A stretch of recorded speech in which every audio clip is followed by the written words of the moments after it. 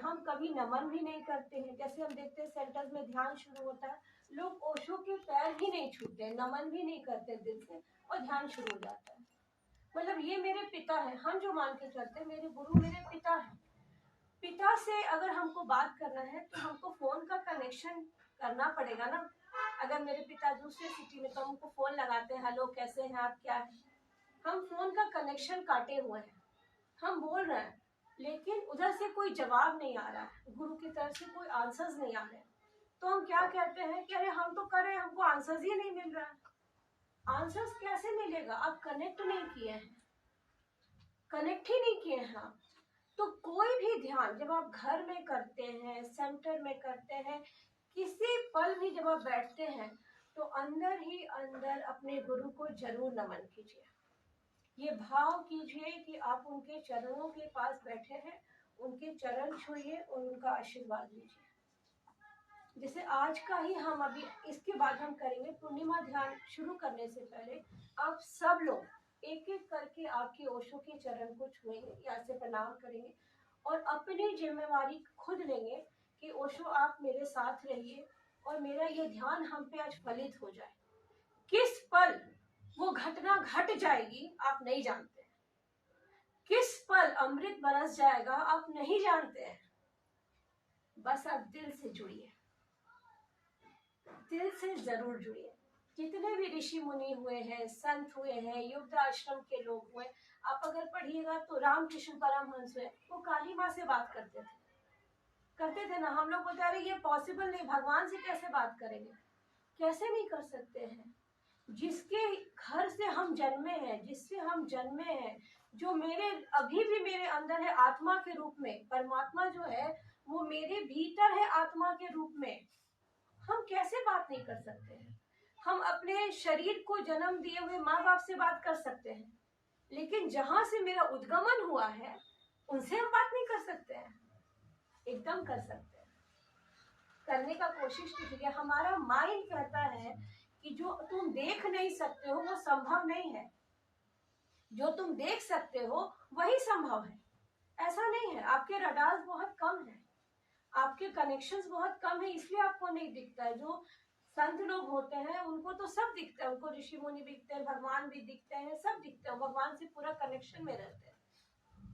तो आगे से आप लोग जब भी ध्यान करेंगे, जब भी आपको लगे तो आप जरूर कनेक्शन कीजिए। जिस भी गुरु से आप जुड़े हैं, जिससे भी आप जुड़े हैं, उनके साथ कनेक्ट कीजिए। कई बार आप देखिएगा कई लोगों का एक मिथ होता है कि हम अगर ओशो से जुड़ गए हैं तो बाकी कोई संत हमको हेल्प नहीं करेगा। ऐसा नहीं है, बिल्कुल भी नहीं है। आपके सोल की यात्रा तब से शुरू है जब आप एक छोटे से बैक्टीरिया थे, है ना, और वो तब खत्म होगी जब आपको इनलाइटनमेंट हो जाएगा। उसके बाद भी एक जीवन मिलता है उसको जीने के लिए।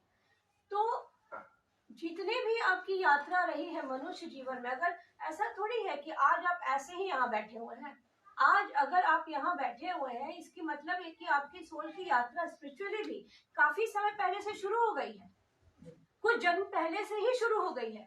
हो सकता है बुद्ध के समय से शुरू हो गई हो, महावीर के समय से शुरू हो गई हो, किसी और संत के समय से जो उस समय आपके गुरु रहे हो।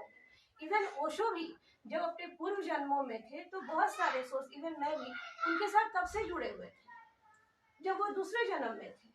तो हमारी यात्रा आज हम अगर यहाँ बैठे तो अभी की नहीं है, बहुत जन्मों की है। तो अगर कोई और भी गुरु आपके विजन में आते हैं तो दैट मीन्स कि आपकी यात्रा ऐसे चल रही है।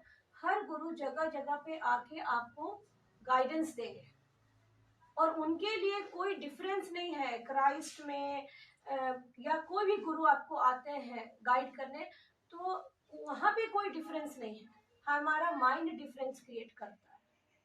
हमको ओशो यही सिखाए, ध्यान मार्ग में चलो और इस मार्ग में तुम्हारा अटेंशन केवल एक चीज पे होना चाहिए, तुम्हारी प्यास।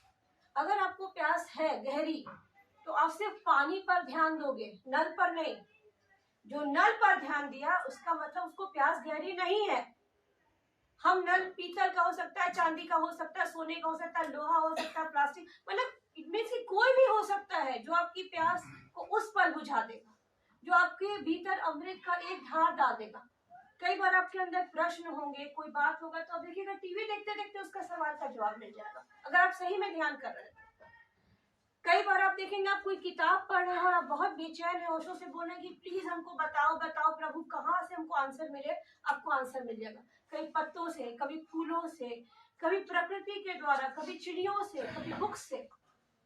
तो हर एक सन्यासी का जो ध्यान है वो केवल अपनी प्यास पे होना चाहिए, नॉट ऑन अदर थिंग्स। अगर अदर थिंग्स पे आपका ध्यान है, इसका मतलब कि आपका भी डिस्ट्रैक्शंस बहुत ज्यादा है, और जब डिस्ट्रैक्शंस अधिक होगा तो ध्यान घटित कभी नहीं हो सकता है। जो भी अगर हमको कहता है कि हम बहुत साल से कर रहे हैं और हमको नहीं घटित होता, I do not understand, because there is a rule in the cosmos. आप अगर फर्स्ट क्लास या नर्सरी क्लास अच्छे से पढ़ेंगे तो आप ऑटोमेटिकली अपग्रेड हो जाएंगे। आप अभी ध्यान अच्छे से करेंगे और वो फलित हो जाएगा, आप ऑटोमेटिकली चेंज कर जाएंगे। यही कॉस्मोस का नियम है। तो पूरी बात का मतलब सार यही है कि आप जब भी ध्यान करें पूरे अंतर मन से करें, सच्चाई से। आप सच्चाई से ध्यान कर रहे हैं नहीं, ये आपके हृदय को पता है। दूसरे के सामने आप जो भी एक्टिंग कर लीजिए कि हमको बहुत घटा, वैसे गिरे, इट इज ऑल नॉनसेंस। आपको यहाँ पता होना चाहिए कि हम अभी का ध्यान आज का सच्चाई से कर रहे हैं कि नहीं कर रहे हैं, हम अपने आप को पूरी तरह से दे रहे हैं कि नहीं दे रहे हैं, हम अपने आप को पूरी तरह से छोड़ रहे हैं कि नहीं छोड़ रहे हैं, हम अपने आप को ओशो को अभी दे रहे हैं कि नहीं दे रहे हैं, या हम फोन देख रहे हैं, हम कुछ और सोच रहे हैं, हम घर के बारे में सोच रहे हैं, हम दुकान के बारे में सोच रहे हैं। If you are doing it, that means कि आपको ओशो से कनेक्शन नहीं है पूरा, दैट मीन्स आपको प्यास नहीं है अभी तक। This is the true thing. तो अब सब लोग थोड़ा पानी वाले, अरे मुस्कुराइए, डांस नहीं है, मुस्कुराइए, कुछ भी हो मुस्कुराइए। तो थोड़ा पानी वाली पी लीजिए, उसके बाद हम अपना फुल मून मेडिटेशन चालू करेंगे। सभी लोग सच्चे मन से पूरे प्रेजेंट होके बहुत ही अनुग्रह के साथ ओशो के सामने जुड़ के ओशो को प्रणाम करके, अपनी जगह से भी आप कर सकते हैं, उनसे आशीर्वाद लेके कि तुम प्लीज मेरे साथ रहना। जैसे he is looking to me, I am looking to him, हम देख रहे हैं कि he is telling me something, ये कनेक्शन होता है, वो दिखता रहता है। तो दैट आप कनेक्ट हो जाओ, तब ये ध्यान आपको बहुत अच्छे से घटित होगा। और जो भी आपको इंस्ट्रक्शंस दिए जाएंगे, आपका कान ही ध्यान का वो बन जाएगा, क्योंकि इस इंस्ट्रक्शंस जो है वाणी के थ्रू जाएंगे, तो कान को बहुत सक्रिय रखिएगा। जैसे इंस्ट्रक्शंस जाएंगे उसको उस तरह से आप फॉलो करते जाइए। ध्यान के थोड़े देर के बाद आपको एक इंस्ट्रक्शन आएगा कि आप डीप ब्रीदिंग कीजिए, गहरी सांस कीजिए और मुंह से छोड़िए, मीन्स तो आप जब ऊपर से ऊर्जा लेंगे डीप ब्रीदिंग के साथ और छोड़ेंगे अपनी पूरी नेगेटिविटी, आपकी परेशानी, आपके शरीर में जो भी है उसको ऐसे करेगा, पूरा छोड़ दीजिएगा हवा में, ठीक है, वो ब्रह्मांड में चला जाए, तो उसका असर बिल्कुल अलग होगा। और आप अगर किसी बोले गहरी सांस लीजिए और आप बोले रोकिए, छोड़िए, बेकार है, नहीं घटेगा। तो इंस्ट्रक्शंस को अभी एकदम अच्छे से कीजिएगा, उस ध्यान को जो भी आपको इंस्ट्रक्शंस दिया जाए, and you will feel the change. वो चेंज आपके अंदर क्या लाएगा आप देखिएगा। तो थोड़ा पानी वानी पी ले सब कोई, थोड़ा